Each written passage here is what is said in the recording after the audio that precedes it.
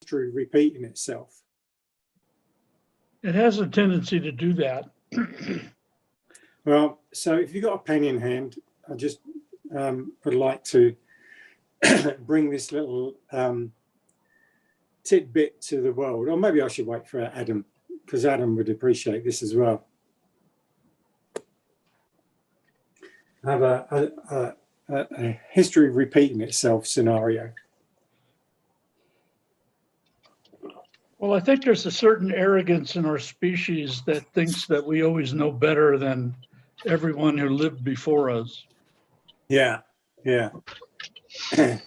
Adam, you're there. Morning. So, Good morning, Annie. Good morning, Alan. Good morning, Phil. You already said hello. Good morning, Ralph. Good morning, JJ. We're live right now on YouTube, just as a heads up. Got that all set up in the background. And I'm going to get this guy going. All right, I guess I should share the screen.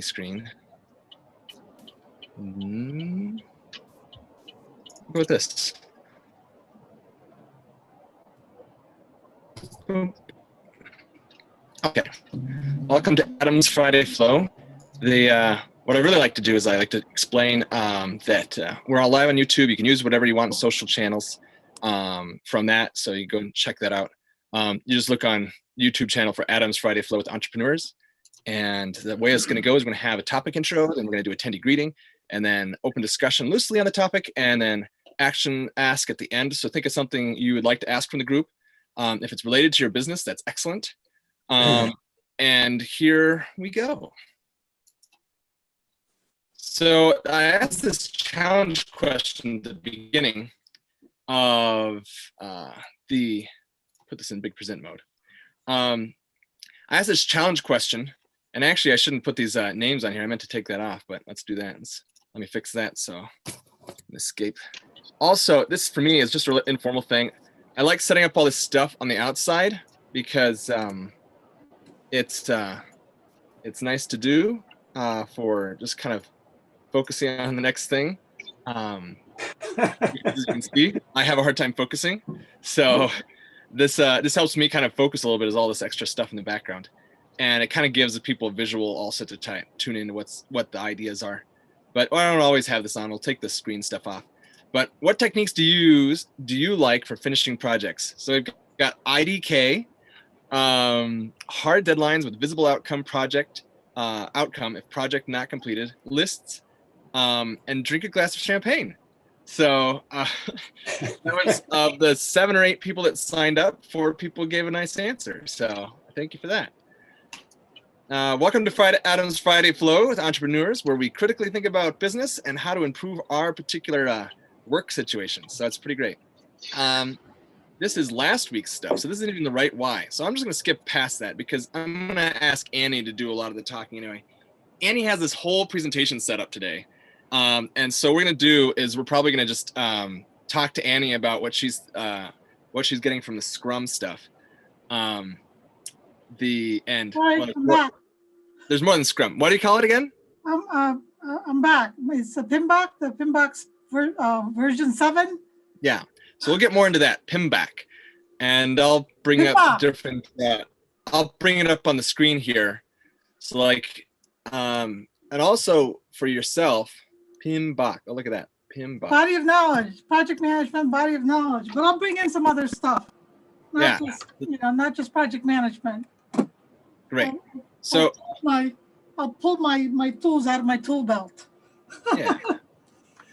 So on the way to that, we're gonna actually do this intro of each other so we know who's here. We're promoting our own businesses so that we kind of like, because we have something to offer and we want to make that get that out there. That's the reason that we're getting together, and we want to enjoy doing it. So we're gonna paste in the chat if you have any link you'd like me to open up while you're talking, and then I'll have it in the background and I'll also ask you questions and find out more about you. And then so we'll do, that's kind of the contact information. For the links, if you haven't done this yet on Zoom, you want to add the HTTP on it. That's what makes it actually work on the. Oh, my scrolly button doesn't work. Ah, the button on my mouse, I dropped it just a moment ago while you guys were talking about me. And now it's not working. That's annoying. That's like one of my favorite keys. So I'm gonna have to do this without my rolly button. It's like walking around with a broken finger. I can't. All right, so I've got the people's vision here. I'm trying to pull up my own little website here to give you an example. Okay, so if you paste your name or your link in the chat, then you can look for it. This is mine. I would scroll up and down, but I'm trying to figure out how to do it without the scrolly button. So anyway, this is my real simple site. I've got cool ratings, of course, because I'm a neat guy. But yeah, and then some pictures and stuff. But this real basic website is given to me by Google when I signed up for Google stuff. So we're gonna start with, I've got on here, now I know some people showed up first. And so, but in the order that you are showing on my screen is not the order you showed up. So even though I'd like to go by first come, first serve kind of thing, I'm gonna make it simple for myself and I'm gonna go with whoever I see next on my screen. And this happens to be, oops, there we go. Annie, and then Alan, Phil, and why is my screen not showing names on here? You got Jim Mortensen, JJ. Yeah, Jim. Ralph. Jim's next. Jim, then JJ, Ralph, and then Nick Taylor. All right. Welcome, Nick. So that's the order we're going to go into. Again, for those who haven't caught it, please put your website or anything that you want to link. And it can also be published when I do the YouTube thingy. If I ever come back and edit it, I'll throw those things in the bottom. Put those in the chat and I'll pull them up when you go. So Annie, go for it. Okay, hi, good morning, everybody. I'm Annie Irizarry, Core Community Housing founder and CEO in the real estate sustainable community development. I'm also a project manager, PMP, and CSM certified. That's my 30-second elevator speech, and that's my story, and I'm sticking to it. And you're going to have a lot of talking you're going to do here in a bit. Right, so I think that's good enough for now. Okay. And I wasn't fast enough to bring up your stuff, so I'm going to bring that up anyway right now. And That's fine, no show problem. I think everybody here knows me for the most part. Share screen again. There we Working are. with Phil on our National Science Foundation. I think I sent off our proposal, Phil, to my reviewer. So that's off and going. Good to go. Great. Good. And this is the Alright. core community housing. As you can see, it's a large eraser or it's a container. Container But, or modular, That's modular what unit. it is. My school.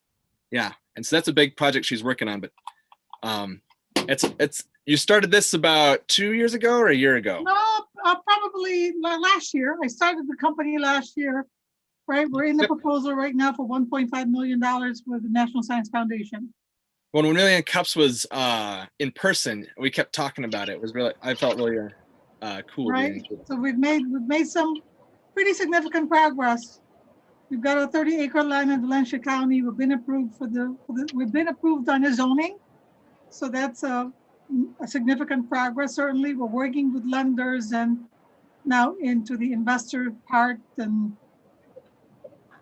trying to make social impact, if you will. We're definitely making some headway. Let's put it that way. Right. All right. Alan. I'm Alan Ramos. I'm a retired entrepreneur, casual observer, and occasional commentator on life. All right. Phil. Phil Wilson. I'm a now semi-retired consultant, but I seem to be getting busier and busier because Annie's kept me occupied for most of this year. I consult, I help small businesses, small, medium-sized businesses to help them build, grow, expand, or just to restructure.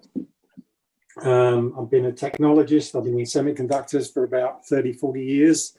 I've worked across the world in the UK, from where I originate, as you can probably hear, to living in Munich, to working across Asia, in China and Taiwan, as well as Japan, and came to the US in 2000. I'm a US citizen now, and I've just completed a book which is going to go to publication this week. Well, not publication, it's going to a publisher, and then we're going to take it through to publication. So that's me. Thank you, Phil. Okay, next one is Jim Mortensen. Hello, Adam. Hello. Oh, and you just put your stuff up. Do you want to put your LinkedIn up? Okay. Go for it. I'm Jim Mortensen. I'm a CTO and currently a consultant on the side.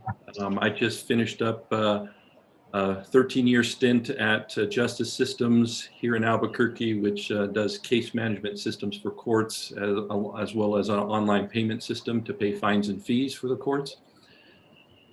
They just had an acquisition, and I finished up the transition there, so I'm in between gigs.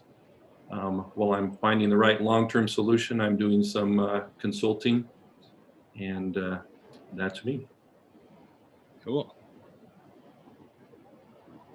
Thank you. And working on getting you to possibly present at 1 Million Cups, which I'm pretty happy about. So, and thank you. And JJ. Could I just add one more thing? Please. I've never heard of a retired entrepreneur. I don't think there's such a thing.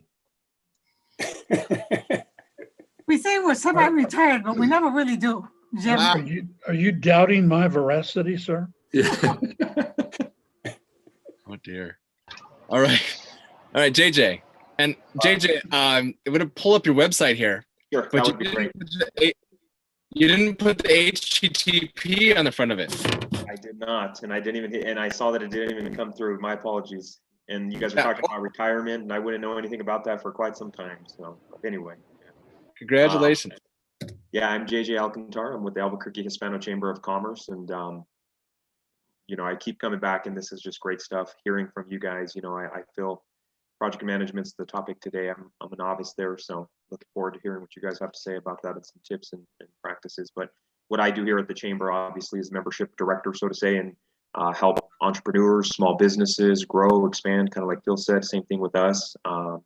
Provide them with resources such as PTAC, SBDC, West, those types of things are all partners.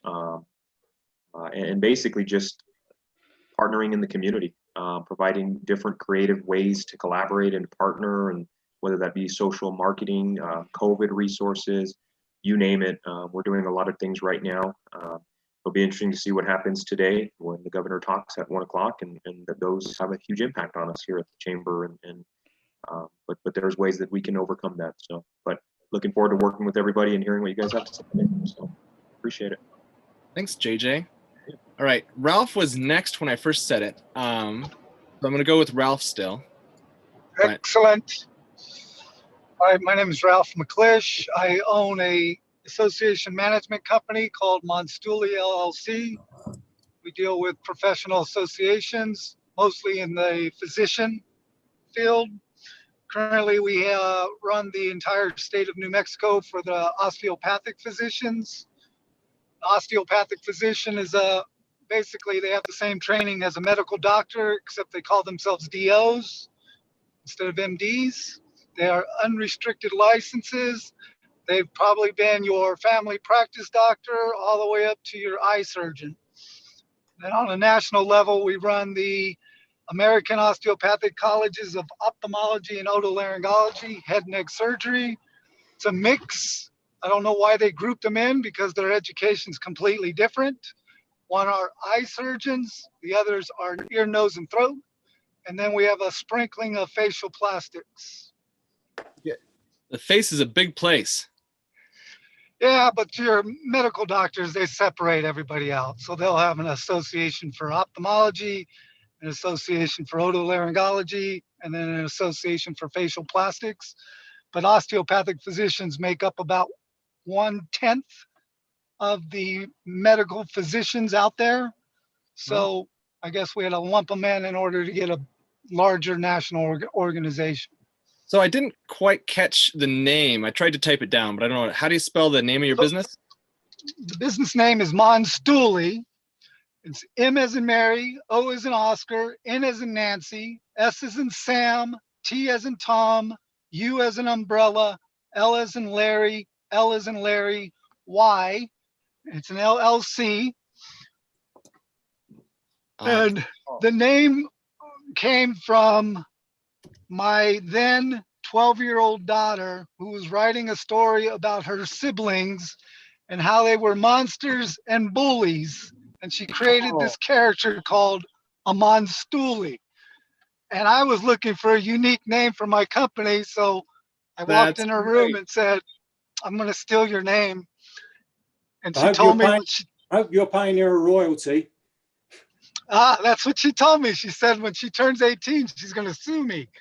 I said, go ahead.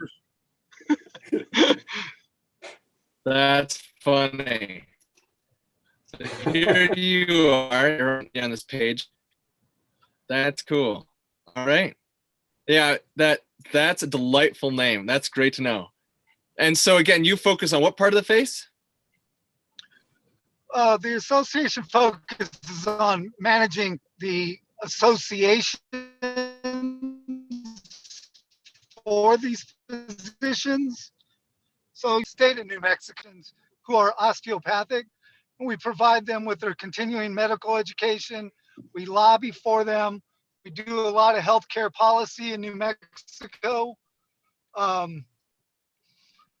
Okay. Try to find member benefits, whatever like that. But then, I did that for 12 years and I ended up, getting a reputation.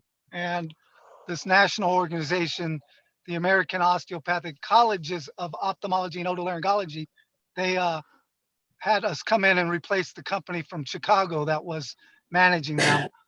So I got to fly out to Chicago and fire 15 people. Basically, we're doing what an entire floor of people were doing in downtown Chicago with 3 of us. So we're saving them a lot of money, and we're basically providing them with the exact same services they were getting from a very large Chicago firm. That's great. Okay. Well, thank you for joining us, Ralph. So next up, Mr. Nick. Good morning, everyone. My name is Nick Taylor. I'm the owner and managing director of Mastermind Studio. We are a tech-centered theme park design group, focusing not just on theme parks, but on exhibitions and environments as a whole. First year business, doing well so far, hanging in there. That's cool. So did you start this business? I did. I started it with a couple of friends from Meow Wolf.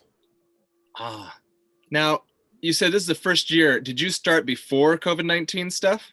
Correct. We started it just before COVID-19, and then that happened. So that was a blast. But there's a silver lining to everything. So there are areas that are working on renovations and new construction and upgrades. And that's where we come in to help make that happen as affordably as possible. That's cool. That just sounds like a kind of a neat, fun thing to do. So a lot of these from the shots I saw there, they don't look like they're from around here. Have you done any of this stuff in this area? There's not a ton of theme park stuff to do in this area. The picture you're on right now is from Elitch Gardens in Denver. The Ferris wheel's from California, and obviously TEDx Charleston was Charleston, South Carolina. We just completed a audiovisual upgrade for a performing arts center on the fairgrounds here. Oh, cool. We're also potentially working with them on their expansion. So there is work here, I imagine, but we're still kind of trying to pull that out of people. It's great that you're pulling in work from other places too. That enriches our community also. But I'm just curious. So that's cool. Yeah. Well, thank you guys all for coming. I'll go back to my slides here if I can be so smooth as to do that. I guess I don't have to go to my slides. Actually, Annie, did I open up for everyone to share? Hold on a second, I'm trying to pull up my slides here. Should I share my screen? And because this is a continuation of our last, this is part 2. So we're Yeah. gonna have to kind of, right? So this is a continuation. Yeah. From our previous. So guys, if some of you weren't here before, sorry, but this is That's fine. They'll Right. they'll figure it out. They're smart folk. yeah. So just so what I've done is a while back, Annie had mentioned this PMBOK thing, and so I wanted to know more about it, and so I've asked her to kind of like do something, and she made up a whole presentation, and I'm like, all right, but I'm going to interrupt you a lot, and I'm going to ask other people to pitch in. So if you guys hear anything you want curious about it, feel free to talk, ask questions, give life stories. We're all about it. And if you can mingle in stuff about your business, that's really promoted. So go for it, Miss Annie.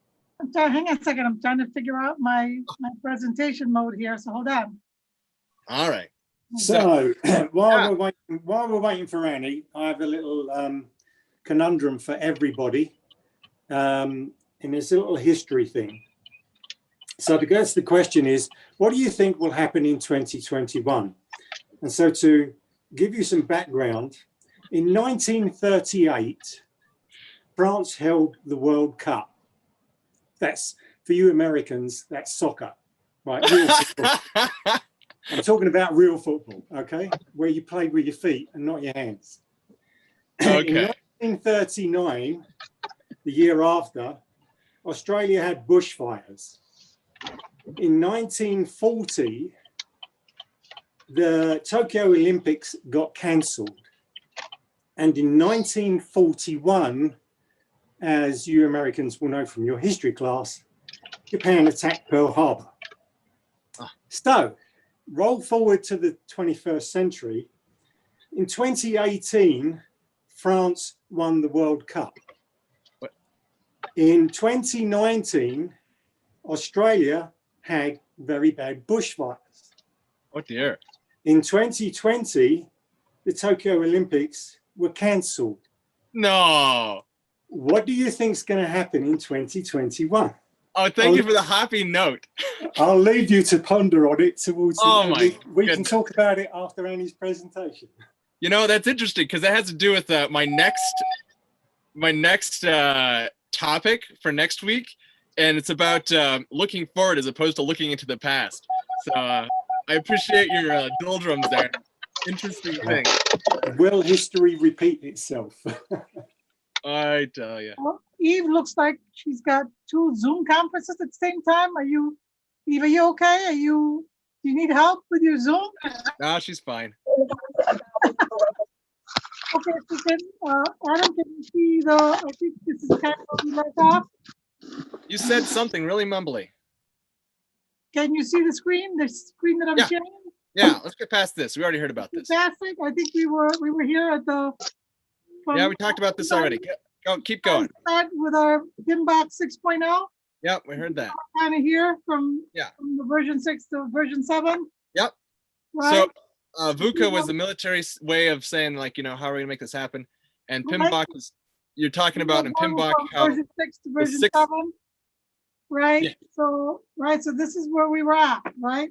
so they're gonna publish these PMBOK folk are gonna publish all these changes they're doing. Well, next year is when the version 7 comes out officially.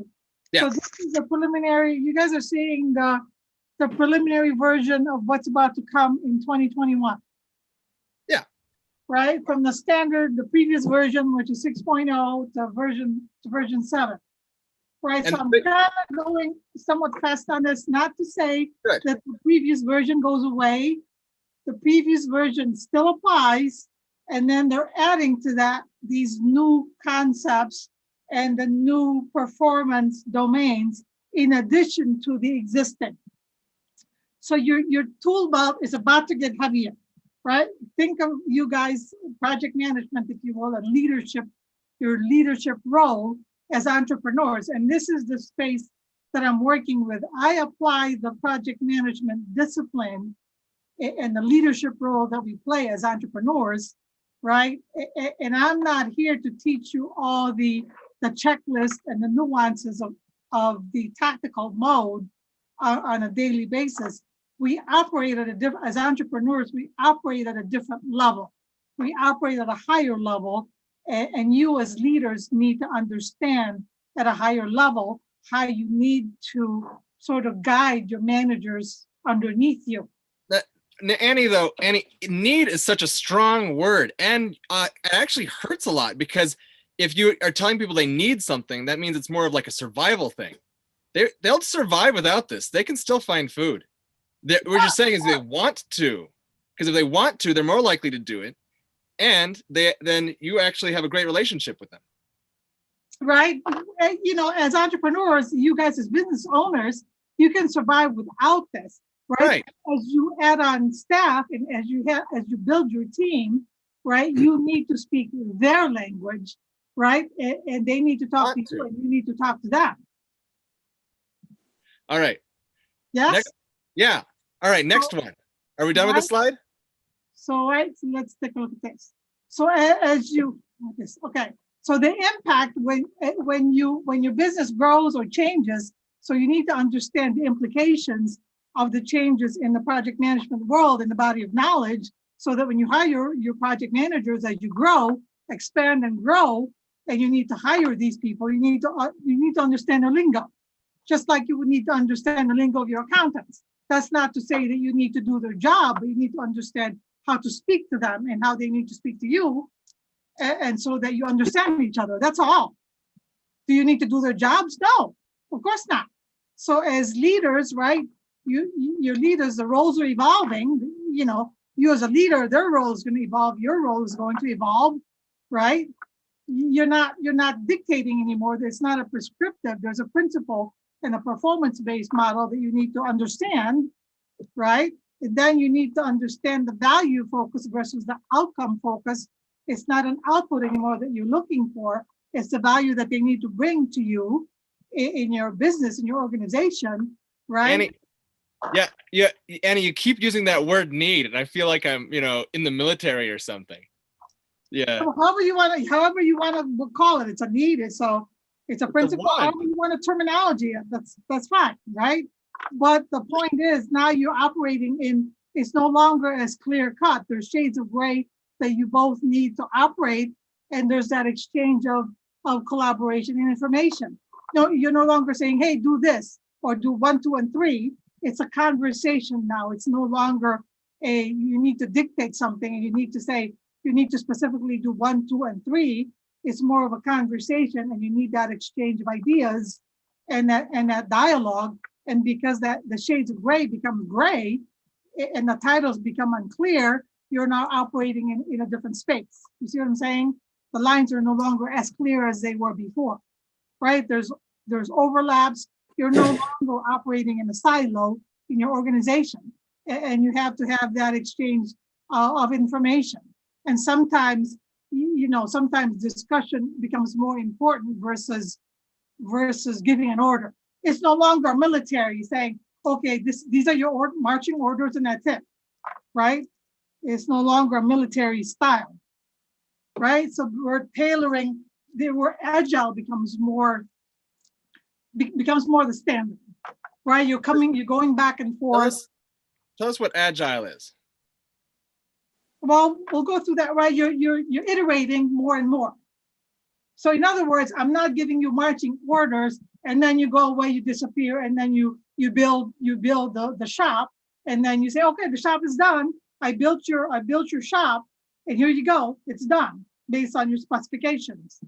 That's no longer as clear as it was before. I built this box for you, and the box is done. You see what I'm saying? Now you're going back and forth more frequently, sometimes daily, sometimes weekly, sometimes monthly, and the changes are happening in real time. That's where agile is. The iteration is happening more frequently. It used to be when you did a software development, right? Your programmers disappeared for 6 months or 3 months because you, as the boss, would give them the specifications. Here's your specifications. Go and code, and they would disappear for 3 months, and they would code, and then 3 months later, here's your software. It's done. That's no longer the case today. Today, it's more of a every day you're going back and forth, and the changes are happening in real time, right? And you're responding more in real time, and that's more realistic today. The businesses are changing that fast, that quickly. I mean, I had a client here in Santa Fe that we would meet every week, and they said, we don't really know what we want. And then the business would change that fast. And they would say, we're okay with this change. And the business would tell us, oh, that's not true today. And a week later, they would say, you know what, that's changing. Let's change that. And we're okay with that. And let's defer this particular change because that's not true anymore. It was true last week, but not this week. You see what I'm saying? And so you're responding to the business in real time, as opposed to, well, you know what? 10 years later, it's no longer the older model. You see what I'm saying? It's interesting, Annie, because the brain-based stuff that I'm doing with Joycelyn, she's talking about how it's a very similar thing that we're doing with goal setting. Is instead of just setting out basically the outcomes as being the major thing you're focusing on, right. You're focusing more on your desired, or not outcomes, the objectives. Like, this is, you do this, this, and this. And she said, instead of focusing on those, you focus on your desired outcome, and then the objectives can change. So that's kind of cool. Yeah, it is. The business changes that fast, right? It's like this, right? You're still building a car. Think of it like that, right? My objective is still to build a car, but maybe the features in that car might still change. In the end, my output is still a car, but maybe the wheels, 6 months later, I decided that's not the kind of wheel I want 6 months later. You see what I'm saying? Right? I may want, my spoiler wheels might be different 6 months later, or a feature of that wheel might change 6 months later. It's still a wheel, but it may have more advanced features, right? Annie, I'm going to hold you up for a moment. Does anyone else, like in their business, do you have an example of where you were working on something and you either found out that you had to change the outcomes or the objectives because you knew what the outcome was that you wanted, and the world changed? Right. So I'm looking for examples. So I'm going to put JJ on the spot. Do you have some ideas there? Yeah, I was thinking about it when I was with, prior to this role, when I was with New Senda Credit Union, I was in a role where I was a project lead for the majority of projects. And I think for one, we relied on a lot of vendors. I was in card operations. So we implemented contactless technology on like your debit or credit cards or instant issue, just to kind of give people some background. And it's an ever-changing industry for payments. So we were in the middle of that project and we had to completely pivot because Visa or our card processor wasn't certified or wasn't ready. So yeah, I hear the word agile, and that's a common theme in project management. We had to definitely change and shift and only roll it out for one side of the business, like for debit cards and not credit cards. Oh. And then we had to completely shift our marketing, our message to our membership. So it was a nightmare for sure, but we managed, obviously. We have some smart people there, and we took care of it and we positioned it. So yeah, absolutely. Yeah, but that's an example of the business pivoted and the business changed. Yeah. And when you are so fixated on one way at the beginning, where you started out is not necessarily where you ended up. And that's a perfect example of the business changing. Yeah. And Jim, do you have an example that comes to mind? Well, lots of examples. That's just the real world. Yeah. My background is more with where we're doing contracts for external customers rather than building a product from scratch for our own purposes. And I'd be interested in Annie's feedback is from her experience. How do you balance the real world scenarios in that kind of scenario where you have, and I've done a lot of work recently with justice systems here in Albuquerque with government, in particular courts. The procurement process for government is through RFP. An RFP could be 500 pages of requirements that you are bidding on. So if you win, with your bid, you have a set of requirements that are listed in 500 to possibly even 1,000 pages of requirements that the court thinks they want, largely based on what they already have, with enhancements of how they want to move forward, iterate to the next phase of their progression. But you have a fixed cost to deliver RFP requirements in a fixed time that you bid. Now, in reality, there's always going to be changes, and the customer will agree to make changes. How do you balance that and deliver the requirements that don't change in the time frame that was promised, in the cost that was promised, if you're using an agile process where developers who are versed in agile approaches are very reluctant and uncomfortable with putting any estimates to anything they do because they're used to not knowing what they're going to build and not committing themselves to how long it's going to take to build something. So I'm interested in those kind of thoughts. Well, this is how I look at things, right? When you're building something that's predictable, right, that and it's fixed, then it's predictable. If it's unpredictable, then you address that from the very beginning, from the very get-go. Then you say, okay, if we can't predict the end result, then we use agile, and you guys are okay with the changes midstream, right? So you have to get the buy-in of your powers that be, who signed the check and who signed the expenses, right? And that's just how I. And Annie, let me just jump in here. I think just to focus in on my question, and maybe I can clarify a little better, the outcome of an RFP-based project, it's not unpredictable. You bid a certain price to deliver a certain set of functionality as they think it should be. Not that it can't change, but they're going to be reluctant to make major changes. So the outcome is already fixed by the RFP requirements. The cost is fixed and the timeline is fixed. Now you can negotiate after the RFP is won, but you have you have much less leeway to do that because the budget is fixed. They only have so much money allocated by the legislature, for example, for a government agency to deliver. Now, a smart project manager on their side would have some contingency funds. But anyway, it's an RFP-based world for government contracts, or even if it's not RFP-based, and this is an example, and it may be a poor one. How many people would build a house with an agile process and essentially just iterate through for a minimal viable home? When you don't know what the cost is, you don't want to know what the outcome is. You may have a fantastic home in the end, but it may cost you too much and you may not be able to afford to live in it. So that's kind of the question I'm asking is, how do you balance real world? People have budgets, customers have budgets that you have to work within, and they have specific requirements in an agile world. Well, and this is where the tailoring comes in, Jim, right? And government has always been notorious in coming up with these very unrealistic timeline and deadline and fixed costs. So then you tailor and you say, what is realistic?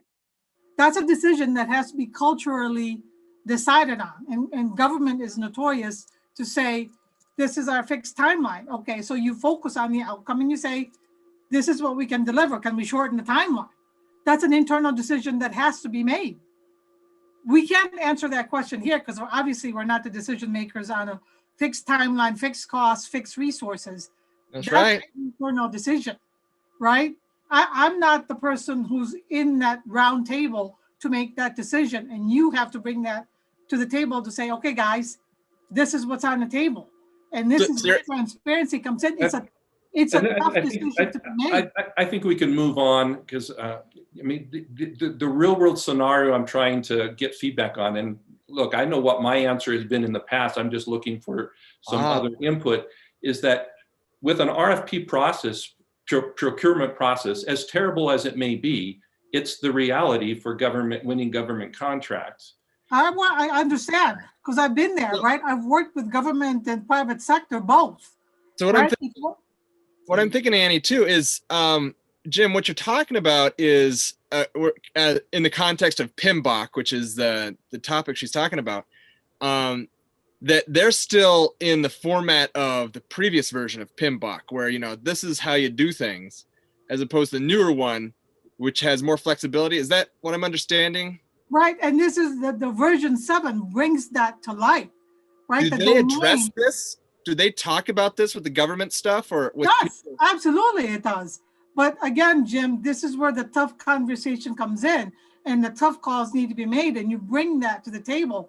And this is where who are these tough conversations made with? Because with an RFP process, you have no opportunity. In fact, you will kick yourself out, get yourself disqualified if you have any conversations with the customer during the RFP process. So you have the requirements, you have the timeline, potentially a timeline that they want.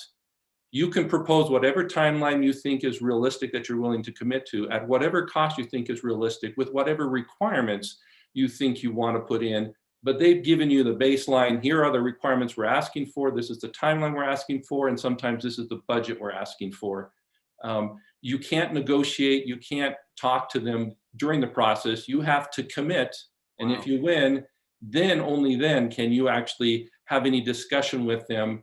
But you have already committed to a timeline, a budget, and a requirement set. And you're in a poor negotiating position at that point. right, but at that point you either get kicked out or you're in or you're out, and that's fine, right? I mean, I've been in those positions where you submit your RFP and you put your proposal to the table. To be quite honest with you, if I get kicked out, I get kicked out. Do I really want to be in that RFP if it's unreasonable? I'm not sure I want to be in a winning side of that RFP if it's unreasonable. Annie, you're talking about if before you're even into it, then you make a decision. But yeah, right? So, that sounds like a great question and a difficult situation, Jim. I can't really say what that would be about, but how do you usually figure out who you talk to? I'm not sure I want to win that RFP, to be quite honest with you. Am I driving? Yes, Annie, that's done and gone with though. So in the situation, how do you usually figure out who you can talk with?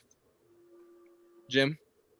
You can't talk to anybody during the RFP process. You can only talk to them if you win the bid.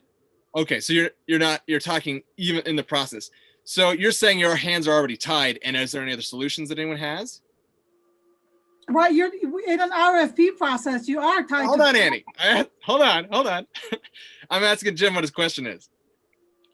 Well, the issue is the only communication you can have before the customer puts out their requirements, their budget or their expected budget and their expected timeline in an RFP. The only way you can communicate them is through a published method of communication where all potential vendors are asking questions and getting the same response. The idea is to be completely fair, so there's no underhanded dealings, backroom deals. Understand the RFP process is as bad as it may be. It is what it is.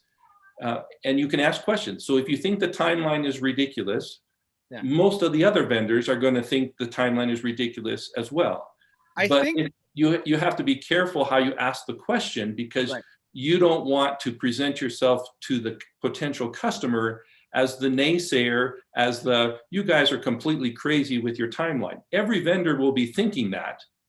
But can they say that without blacklisting themselves in the evaluation process? You may already be good at this, but I one of the things that I'd say is I was talking about this brain-based stuff, which is to basically continue to focus on in your questions, instead of saying, you can't do this, say, well, if my goal is, or if your goal is, and, get a feel for what their real goal is, however you might, if my real goal is, or my real desired outcome is this, like we want to make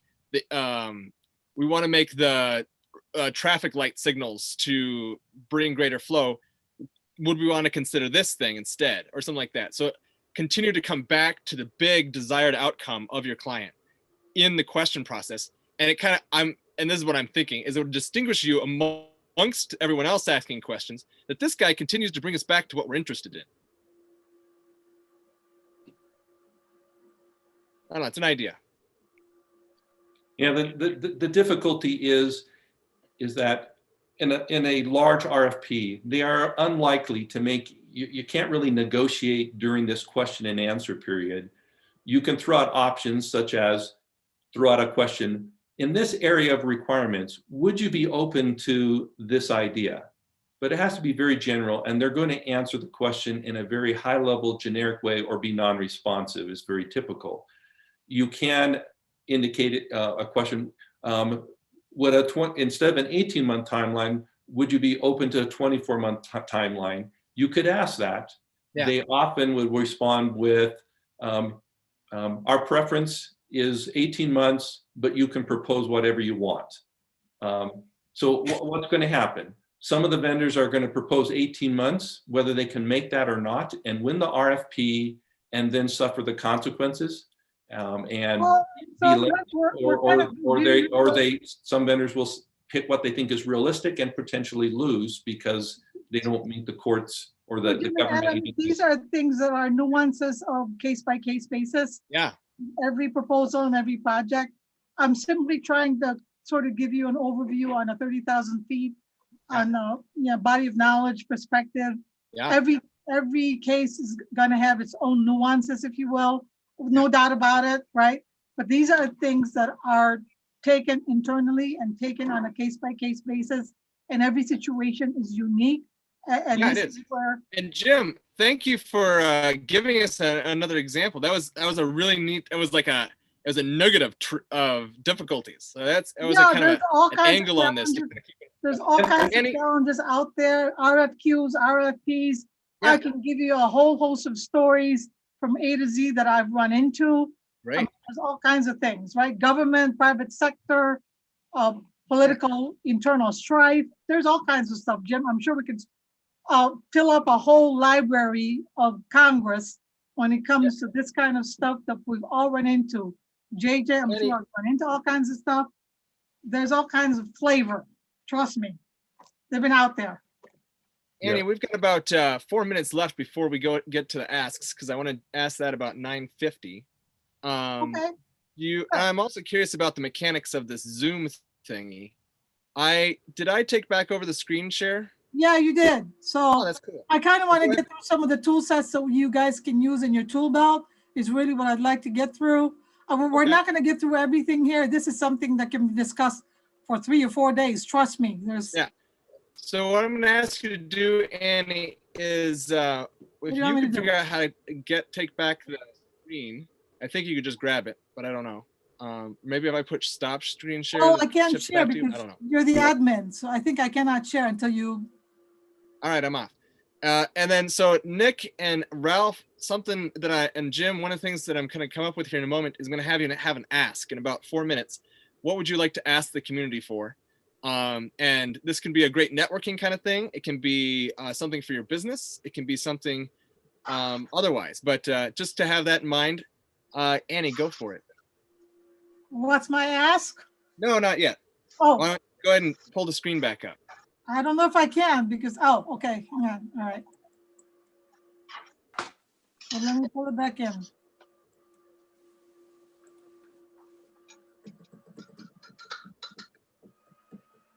All right, so these are the new domains that they are introducing in the PMBOK 7 that tends to overlap, right? The stakeholders, the uncertainty, the team that has overlaps, right? The approach and the life cycle, the planning, the project work, the team, the delivery, and the measurements.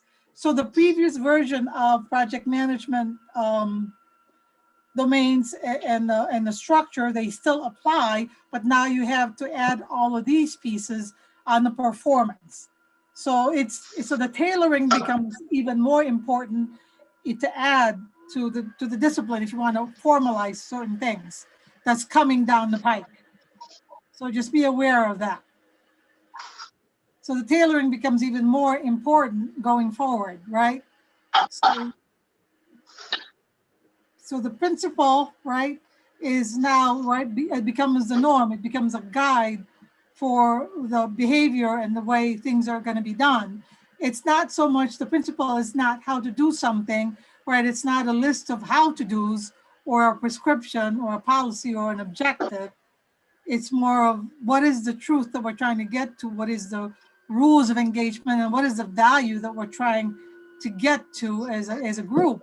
So here's kind of a list of the things the tools that you guys are going to be aware of or try to be aware of to try and pull out of your tool belt, whether that's Agile, Scrum, Lean, Six Sigma, Kanban, XP programming, COBIT, your ITIL, your DMAIC and DMEDI in a Six Sigma world, or some other tool that you can incorporate and formalize and tailor in your industry or your organization. It could be any of these, or it can be a combination of these. And there's no right or wrong way. It's a matter of the effectiveness by way you guys can integrate these pieces and formalize in your organization. So just be aware that there's all kinds of tool sets out there that you can incorporate and formalize in a way that's effective. So you have to widen your knowledge and your tools and your tool sets in order to make something work. Hey, Right? real quick before you move, would you go back to that screen? We could possibly come on these things later. But Nick, are you possibly available? I'd want to ask you, because I'm thinking about this. Jim gave a really strong example of a really kind of structured set system, but I'm guessing that what you get to work with usually doesn't have such tight constraints. Do you use any of these? Kanban, yes. We have the same restraints that most projects have.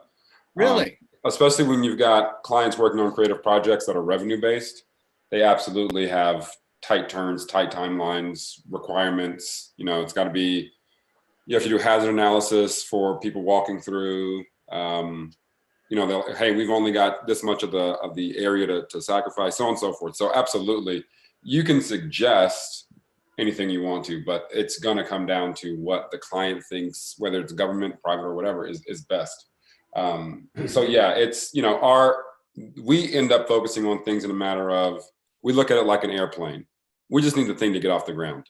Then we can go put seats in, we can upgrade it, we can add TVs, we can do all the fancy things that you see on a plane, but it's really just got to have an engine and some wings and some propulsion, and let's get it off the ground. Wow. So, so that, I'm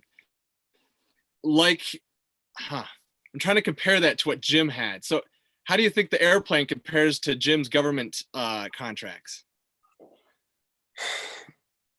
I've done some government work, and I've definitely seen government RFPs because it's not just theme parks and attractions. We basically have to go wherever the clients are. Jim is definitely correct in everything that he said. Airplane wise, from my analogy, it's really more of like the people who are giving you the requirements of the airplane have never built an airplane before. So they're very much like, can we totally on the same page. Airplane in 6 months? And like, you can't get this airplane in 6 months, but you think you can. So, and you're going to go over whatever that proposed timeline is. And they know that going in, but if they give you an inch, you'll take a mile. So it's usually a very restrictive timeline, knowing that there's a built-in contingency for, it'll probably take 12, but we're going to say 6 so that you kind of step it up and are more efficient in what your process is. That's cool. That was a good angle. And Jim, you were nodding your head there. You want to give a little word in about that? No, I think that Nicholas's analogy is dead on. He's got it. That's the issue, right? And you have to play the game, because other vendors are going to play the game, and other vendors will, so yeah, you agree to a timeline that is not realistic because every other vendor is agreeing to it. And you have to deal with that after you got the deal and talk some sense into them. And reasonable customers will give a little bit, but you got to protect yourself against the unreasonable customer. And so you can't lose money on the deals. And that's where you could potentially walk away after you win the bid. You can choose to walk away. You'll get a black eye, but better a black eye than losing a ton of money on the deal. And I'm sure, Phil, you've got a lot of experience with that too. We've got about 7 minutes left. And so Annie, about how many more slides, I don't plan to go through them right now, but just because we're on, how many more slides do you have left for your presentation? Maybe a couple. That's about it. Okay. Is there any, instead of doing, and they're just tools, an overview of tools that can be kind of used and just an overview. That's cool. Maybe we'll do that another time because I liked hearing about these different tools and how they work, and then like asking people like maybe how they'd use it in different situations, but not now. If you guys would think up, and we're probably going to go over time talking about schedules, but I would like us to try and keep it tight. Of what's an ask that you have? And Annie, since you've been talking, do you have one? I don't really have one. I'm just more or less sharing some tools that people can use, and that's all. Great. All right, Phil. I gave my ask at the beginning. I gave you a history lesson and said, what do you think is going to happen in 2021 when history Thanks, repeats Phil. itself? Jim. I would just ask that you accept my connection request when I send it out today. Great. If you feel so inclined, that's my ask I'm trying to network more with the community, and Yeah, it's a great bunch of a people. great team, and you're ready to kind of open up your networking world because that team went ahead and sold their deal, and you're moving on. Exactly. Thanks, Jim. Nick? That was a great question. We can come back to you. Yeah, I mean, my thing is really, I've lived here for over 18 years, but I'm still trying to figure out what the New Mexico economy is. Besides oil and gas and government, what is this state made of? Looks like JJ's nodded his head. He might be a good one to talk to about with that. Excellent. That's great. I can jump in next too, really, and just say that, Go for it. I was going to shoot you an email, Nick. I'd like to talk to you for sure. We have Meow Wolf as a member, and we have Electric Playhouse, and we've had a lot of members come to us from a business development standpoint, asking us about certain area. But anyway, we could chat later. Sure. My ask is kind of what Jim said, is to connect. I'm going to probably send you guys some emails, LinkedIn stuff. Phil, I need to connect with you. There's a couple people that I've already connected with that we've already seen the chamber in action, and I love it. But my ask really is to ask yourself what you or your business is doing from a community outreach standpoint. We have to be New Mexico strong right now, and I've been talking to a lot of our members right now. We have to come together, assist our heroes, small businesses.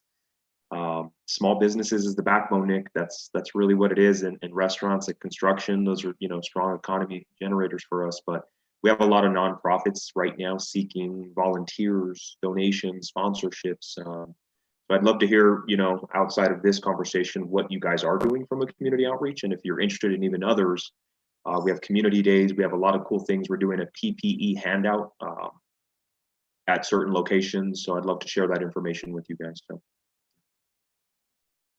Yeah, and the economy stuff too, as I'm thinking about it, we can make that a discussion topic one of these times too. I think I'm curious about hearing more about that sort of stuff.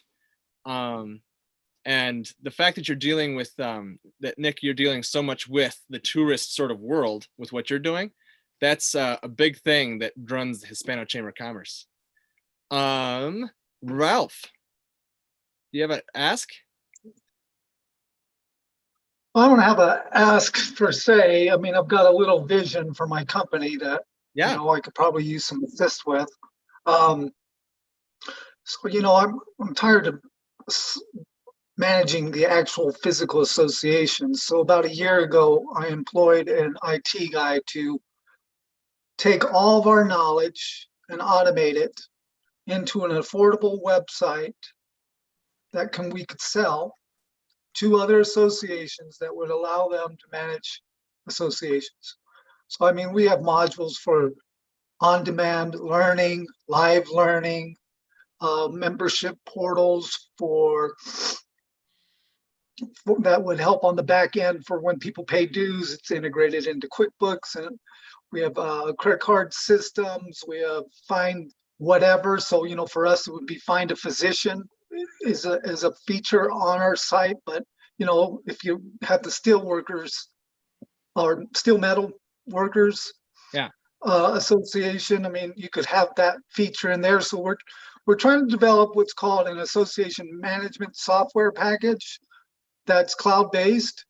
And, he's come a long way. I think we're going to be switching over to that technology type based company by October of next year. So, we'll be pitching to small associations who can't afford. I mean, software is expensive, man. This whole new software as a service thing is monthly subscriptions, and the thing's already built. Someone's already paid for that technology to be there, and there's no reason for, after I've paid someone $30, $40, $50,000 to develop this technology, that I turn around and sell it for $30, $40, $50,000 to hundreds of customers. The labor's been done. Of course you have to pay for the updates, but there's a lot of associations out there that do a lot of good work for the community. I believe in New Mexico alone, there's 3,500 different associations. And believe me, their budgets are not more than $40,000 or $50,000 a year, and they do a lot of good work for the state of New Mexico. And they should have access to the tools that the larger associations do, so that they can do their job more efficiently and be more effective and utilize the dollars that they do have to do more of what they're doing. So I want to become a tech-based business. So does everybody else out there. But you know what? I have a very young labor force, a lot younger than I am. They're very motivated. They do good work. So, I envision my company being a tech company that deals with software for association management, as well as social media and marketing for those associations. So hopefully there's people in the room today that could guide an old guy like me into a world of technology. I've dealt with tech just about my entire life. I mean, I had my first computer was a Radio Shack computer. Yeah, I love Ralph, all tech. the great thing is, I know that that Jim is fractional CTO, Chief Technical Officer. So I'm sure that that might be a good avenue for you to talk to him about. So, and I'm sure JJ knows some folks, and there's all kinds of cool things. Thank you. And Alan, let's wrap it up. What's your ask? I have no ask this week. All right. Thank you guys for coming. And I'm going to share my last screen so I get this thing closed out. So one of the things that happens is I get all these things open and I leave these links open so that if I ever do get back to actually editing this thing, I want to change my share screen. That's what I need to do.